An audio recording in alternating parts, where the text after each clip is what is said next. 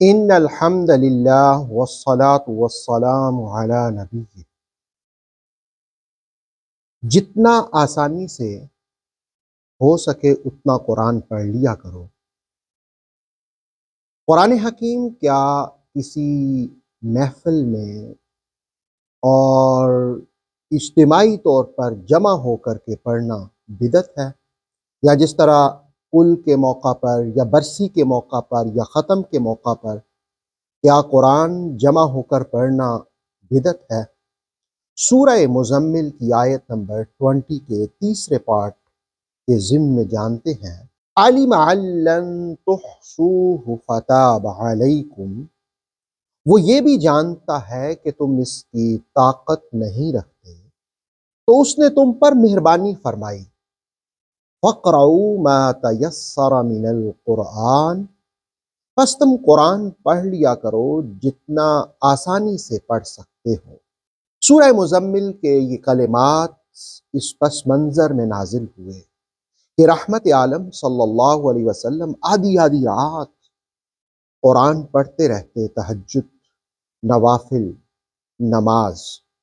اللہ رب العالمین نے فرمایا کہ عَلِمَ أَن لَّن تُحْصُوهُ، وہ یہ بھی جانتا ہے کہ تم اس کی طاقت نہیں رکھتے، یعنی ہمیشہ کے لیے، اور خاص طور پر اس زمانے میں گھڑیاں نہیں تھیں تو آدھی رات کا پتہ ہی نہیں چلتا تھا آدھی رات ہے یا آدھی رات سے زیادہ ہے، تو فرمایا کہ ہمیشہ آپ اس کی طاقت نہیں رکھتے۔ اللہ نے مہربانی فرمائی، فَتَابَ عَلَيْكُمْ، اس نے مہربانی فرمائی اور کہا فَاقْرَؤُوا مَا تَيَسَّرَ مِنَ الْقُرْآنِ، پس تم قرآن پڑھ لیا کرو جتنا آسانی سے پڑھ سکتے ہو۔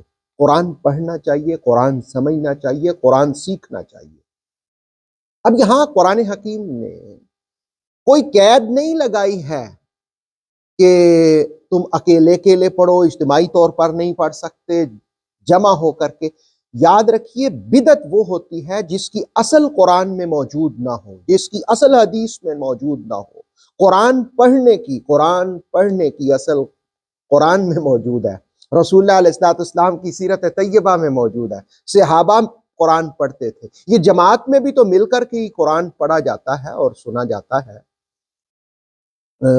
تو یہ کہنا کہ ختم کے موقع پر اجتماعی طور پر قرآن پڑھنا یا برسی کے موقع پر قرآن اکٹھے ہو کر پڑھنا یہ بدعت ہے، یہ عجیب تر بات ہے۔ مسلم کی حدیث سنیے، رسول کریم صلی اللہ علیہ وآلہ وسلم نے ارشاد فرمایا کہ وَمَا اجْتَمَعَ قَوْمٌ فِي بَيْتٍ مِّن بُيُوتِ اللَّهِ يَتْلُونَ كِتَابَ اللَّهِ، اگر کوئی لوگ اللہ کے گھروں میں سے کسی گھر میں جمع ہو جائیں اور پھر کیا کریں جمع ہو کر، یتلون کتاب اللہ، وہ اللہ کی کتاب کی تلاوت کریں، وَيَتَدَارَسُونَهُ بَيْنَهُمْ، آپس میں ایک دوسرے کو قرآن سنائیں، قرآن مجید سیکھیں، ایک دوسرے سے سیکھیں، تو اس کا نتیجہ کیا نکلے گا؟ إِلَّا نَزَلَتْ عَلَيْهِمُ السَّكِينَةُ، اللہ رب العالمین ان پر سکینہ نازل کرے گا، سکون نازل کرے گا۔ وَغَشِيَتْهُمُ الرَّحْمَةُ، اللہ کی رحمت انہیں ڈھانپ لے گی۔ وَحَفَّتْهُمُ الْمَلَائِكَةُ، اور اللہ کے فرشتے انہیں گھیر لیتے ہیں۔ وَذَكَرَهُمُ اللَّهُ مِمَّنْ عِندَهُ فَمَنْ عِندَهُ، وَذَكَرَهُمُ اللَّهُ فَمَنْ عِندَهُ، اور اللہ کے سامنے جو فرشتے ہوتے ہیں، اللہ رب العالمین ان فرشتوں کے سامنے ان کا ذکر کرتا ہے جو قرآن کی تلاوت کرتے ہیں۔ اس کا مطلب یہ ہے کہ حدیث میں تو خود رغبت دلائی ہے کہ جمع ہو کر کے قرآن پڑھنا، قرآن کی تلاوت کرنا، قرآن سیکھنا، اس کے معانی سیکھنا۔ اللہ سکینہ بھی نازل کرتا ہے، رحمتیں بھی نازل کرتا ہے، فرشتے بھی گھیر لیتے ہیں، اور اللہ ان لوگوں کا ذکر اپنے سامنے فرشتوں کے سامنے کرتا ہے۔ اس کا مطلب یہ ہے کہ اگر برسی کے موقع پر، ختم کے موقع پر، کل کے موقع پر، چیلم کے موقع پر لوگ مل کر کے قرآن پڑھتے ہیں تو وہ بدعت نہیں ہے۔ بدعت تو وہ ہوتی ہے جس کی اصل قرآن اور حدیث میں موجود نہ ہو، جبکہ حدیث موجود ہے کہ جمع ہو کر کے قرآن پڑھنا، قرآن سیکھنا، اللہ کی رحمتیں نازل ہوتی ہے۔